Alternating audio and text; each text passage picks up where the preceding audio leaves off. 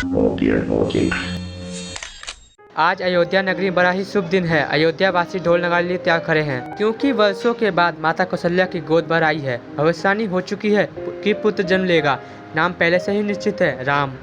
महाराज दशरथ शुभ सूचना के लिए उत्सुक है, लेकिन माँ कौशल्या के मन में खलबली मची हुई है, क्योंकि जैसे जैसे सूरज पूरब से पश्चिम की ओर सरक रहा है, कौशल्या का दिल डूबा जा रहा है। क्योंकि एक भविष्यवाणी और भी हुई थी कि अगर बालक का जन्म दिन के पहले भाग में होता है तो संसार का सारा यश, वैभव, संपत्ति, राजपाट सब उसके चरणों में होगा, और अगर दिन के अंतिम भाग में जन्म लिया तो उसे अपार कष्ट सहने होंगे।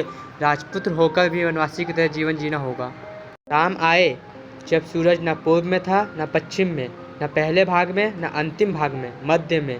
जन्म के साथ ही तय हो गया कि राम को अद्वितीय यश मिलेगा, लेकिन अनंत कष्ट सहने के बाद। राम ही क्यों, हर सपने देखने वाला भली दोपहरी में जन्म लेता है। अंगारों पर चलने का दम है तो जो सफलता मिल जाए वो कम है। वो अयोध्या के युवराज, वो मिथिला की राजकुमारी, ना धरती पर राम जैसा वीर पुरुष, ना सीता जैसी सुंदर नारी।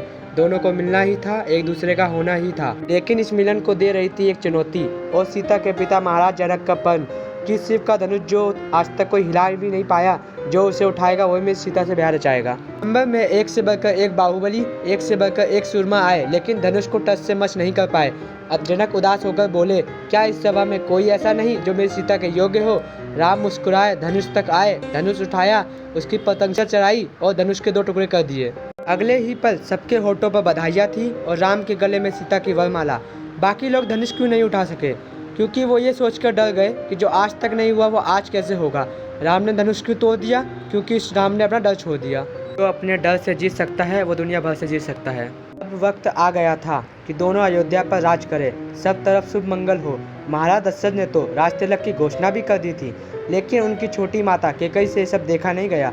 उन्होंने दशरथ से क्रूर वचन मांग लिया कि अपने पुत्र भरत को राजगद्दी और राम को 14 वर्ष का वनवास। दशरथ ने रोकर कहा, राम मैंने तुम्हारा सब कुछ ले लिया।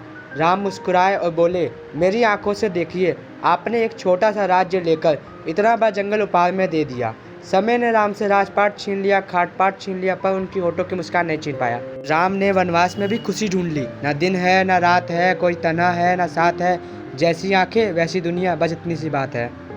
वनवास यात्रा प्रारंभ हो चुकी थी। राम, सिया और लखन आ पहुँचे चित्रकूट। महलों के वासी वनवासी हो गए। लक्ष्मण जंगल से लकड़ियाँ काट के लाते, सीता मिट्टी के चूल्हे पे खाना पकाती, और राम मन ही मन सोचकर तरफ उठते कि वनवास तो मुझे मिला था, ये दोनों मेरे साथ क्यों चले आए। राम नियति के सामने झुककर वन में रहने लगे। लेकिन भरत से अयोध्या में नहीं रहा गया। जिस सिंहासन पर उनका अधिकार नहीं था, उन पर बैठना उन्हें स्वीकार नहीं था। भरत आ पहुंचे चित्रकूट और राम के चरणों में गिर पड़े। भरत ने गुहार लगाई, भैया अयोध्या चलो, अपना राजपाट वापस लो।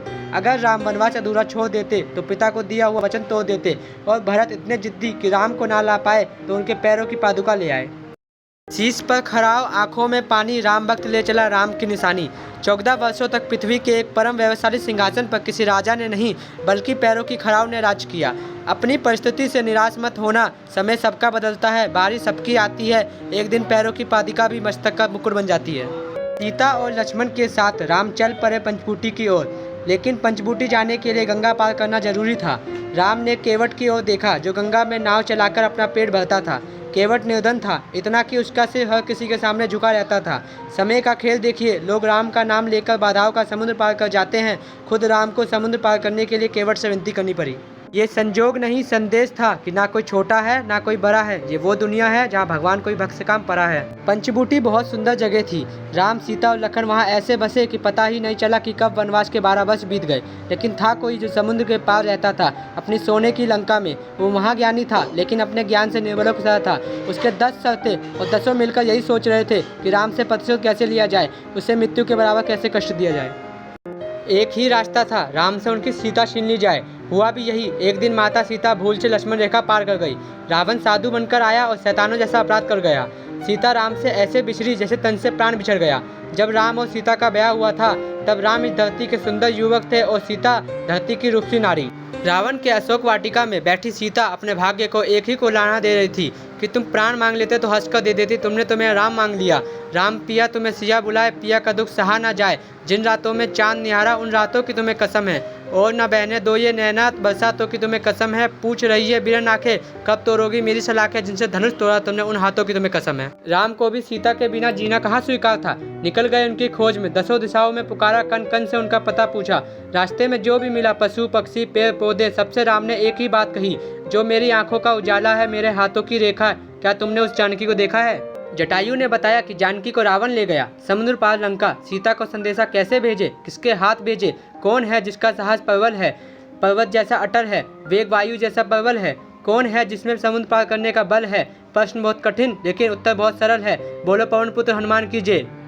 ऋषिमुख पर्वत पर हुआ राम और हनुमान का मिलन, भक्त और भगवान का मिलन। बजरंगबली उड़ चले लंका की ओर, जा पहुँचे अशोक वाटिका माँ सीता के पास और बोले, ना राम का प्रेम झूठा है, ना आपकी आशा झूठी, ये लीजिए राम की अंगूठी।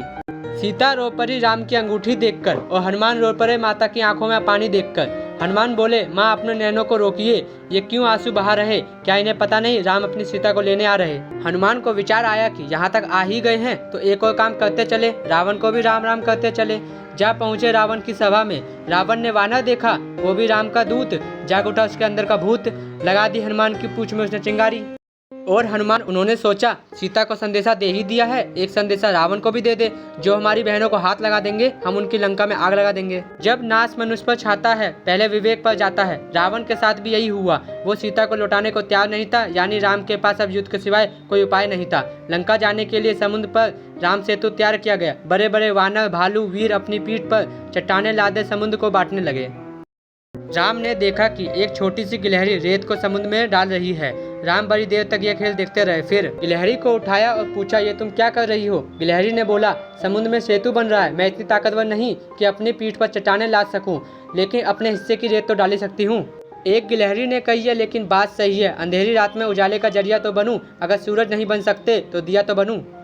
राम सेतु का निर्माण जोर शोर से चल रहा था। राम ने सोचा मुझे भी मदद करनी चाहिए। एक पत्थर पानी पर डाला उन्होंने, लेकिन वो तैरा नहीं, डूब गया। हनुमान पास आकर बोले, प्रभु मन छोटा ना करे, पत्थर हो या मानव कोई नहीं बच पाएगा, जो आपके हाथ से छूटा वो तो डूब ही जाएगा। राम की सेना समुद्र के पार आ पहुंची। छिड़ गया कालचक्र का महायुद्ध, राम रावण का युद्ध, धरती तीरों से गिर गई। तभी रावण के पुत्र मेघनाथ ने लक्ष्मण को बाण मार के मूर्छित कर दिया। लक्ष्मण जो भैया की एक आवाज पर दौड़ा चला आता था, आज धरती पर अजेत पड़ा था। राम की छाती फट गई ये सोचकर अगर अयोध्या वापस जाएंगे तो माता सुमित्रा को क्या कहेंगे कि लक्ष्मण साथ क्यों नहीं आया। राम ने संकट की इस घड़ी में फिर से हनुमान की ओर देखा। हनुमान संजीवनी लेने उड़ गए। संजीवनी ने लक्ष्मण के प्राण तो बचा लिए, लेकिन यह निश्चित हो गया था कि मेघनाथ के होते हुए लंका विजय करना मुश्किल था। मेघनाथ महावीर था और उसे वरदान मिला था कि उसे वही मार सकता है जो वर्षों से सोया ना हो। कौन था ऐसा जो वर्षों से सोया ना हो? स्वयं लक्ष्मण, और कौन? जाग रहा ये कौन धनुर्धर अब जबकि पुअन पर सोता नहीं। वनवास के 14 वर्ष लक्ष्मण एक क्षण के लिए भी सोए नहीं, इस डर से कहीं उनकी आंख लग जाए और भैया भाभी के साथ कोई अनहोनी ना हो जाए।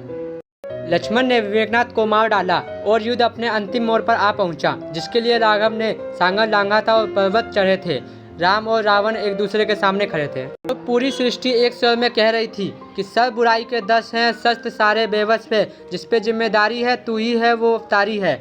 ये घड़ी ये पल है तेरा, तेरे सच में बल है तेरा, ओ धनुर्धर अब क्या शंका, मार दे रावण जीत ले लंका। रावण का अंत हुआ और राम की विजय। जिसके पास तीनों लोगों की संपदा थी वो हार गया। जो भालू और वानरों के साथ लड़कर लड़ा वो जीत गया, क्योंकि एक अहंकार के साथ लड़ा और एक सत्य के साथ। राम के जीवन पर सबसे बड़ा उपकार किसका था? केकई का। ना वो राम को वनवास भेजती, ना अयोध्या का एक राजकुमार मर्यादा पुरुषोत्तम श्री राम बनता। हमारे जीवन की हर बाधा केकई है, उसका उपकार मानिए तो जीवन के सारे विषाक धुल जाएंगे, राम बनने के दरवाजे खुल जाएंगे। ये उजाला देख रहे हैं, ये घी के दिए हैं जो राम के स्वागत में जले हैं। आज राम घर लौट रहे हैं। अयोध्या की प्रजा खुशी के मारे बावली है। बधाई हो, आज दीपावली है।